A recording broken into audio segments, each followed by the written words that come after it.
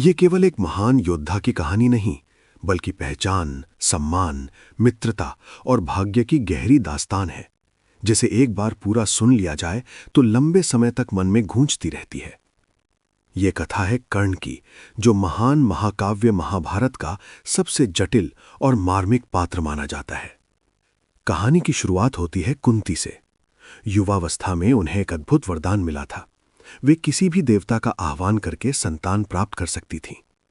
जिज्ञासा और बाल सुलभ उत्सुकता में उन्होंने सूर्यदेव को पुकारा और उनके सामने एक तेजस्वी बालक प्रकट हुआ, जिसके शरीर पर जन्म से ही दिव्य कवच और कुंडल थे। पर समाज के भय और लोकलाज के कारण कुंती उस शिशु को स्वीकार न कर सकी। भारी मन से उन्होंने उसे एक टोकरी में रखकर नदी में बहा दिया। वही बालक आगे चलकर कर्ण बना। उस शिशु को एक सारथी अधिरथ और उसकी पत्नी राधा ने पाया और प्रेम से पाला। कर्ण बड़ा होकर असाधारण प्रतिभाशाली निकला, पर उसकी पहचान सूतपुत्र के रूप में ही रही। उसके भीतर हमेशा ये पीड़ा थी कि योग्यता होने के बावजूद समाज उसे बराबरी का सम्मान नहीं देता। जब हस्तिनापुर में राजकुमारों की धनुर्विद्या प्रतियोगिता हुई, तब कर्ण ने अपने अद्भुत कौशल से सबको स्तब्ध कर दिया। उसने सीधे अर्जुन को चुनौती दी, लेकिन तभी उसकी वंशावली पूछी गई। जैसे ही पता चला कि वो सारथी का पुत्र है, उसे प्रतियोगिता से बाहर कर दिया गया। वो अपमान उसके हृदय में गहरी चोट बनकर रह गया। उसी समय दुर्योधन आगे बढ़ा। उसने कर्ण को गले लगाया और उसे अंग देश का राजा घोषित कर दिया, ताकि वो अर्जुन के बराबर खड़ा हो सके। उस दिन कर्ण को पहली बार सम्मान मिला और उसने जीवन भर दुर्योधन के प्रति अटूट मित्रता निभाने का संकल्प ले लिया, चाहे परिस्थिति कैसी भी हो। कर्ण केवल महान योद्धा ही नहीं, अद्भुत दानी भी था। कहा जाता है उसके द्वार से कोई याचक खाली हाथ नहीं लौटता था। युद्ध से ठीक पहले इंद्र भिक्षुक का वेश धारण करके आए और उससे उसका दिव्य कवच कुंडल मांग लिया।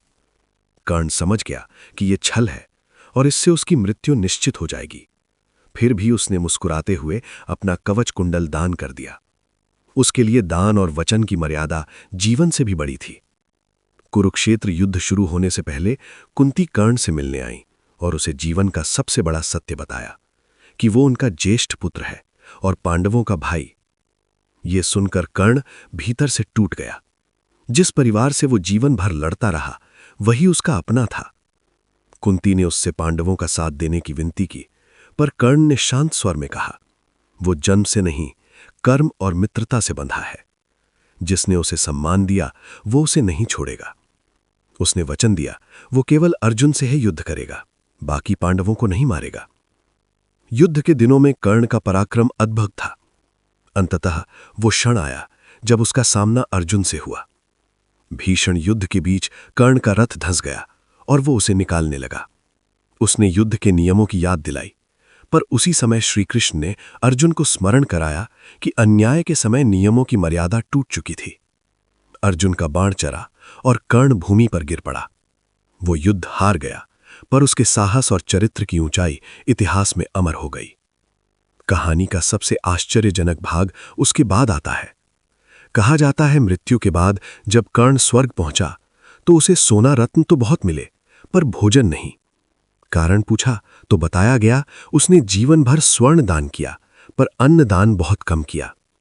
तब उसे कुछ समय के लिए पृथ्वी पर लौटने का अवसर दिया गया ताकि वो अन्न दान कर सके। इसी प्रसंग को लोग पितृपक्ष की परंपरा से जोड़ते हैं। कर्ण की पूरी कथा हमें गहराई से सोचने पर मजबूर करती है। वो न पूरी तरह खलनायक था, न पारंपरिक अर्थों में विजेता नायक। वो एक ऐसा मनुष्य था जिसने अपमान में भी गरिमा रखी, मित्रता में भी अडिग रहा और दान में भी अद्वितीय बना रहा। उसकी जिंदगी हमें यह सिखाती है कि इंसान की महानता उसके जन्म या जीत से नहीं, बल्कि उसके चरित्र, उसके वचनों और उसके चुनावों से तय होती है।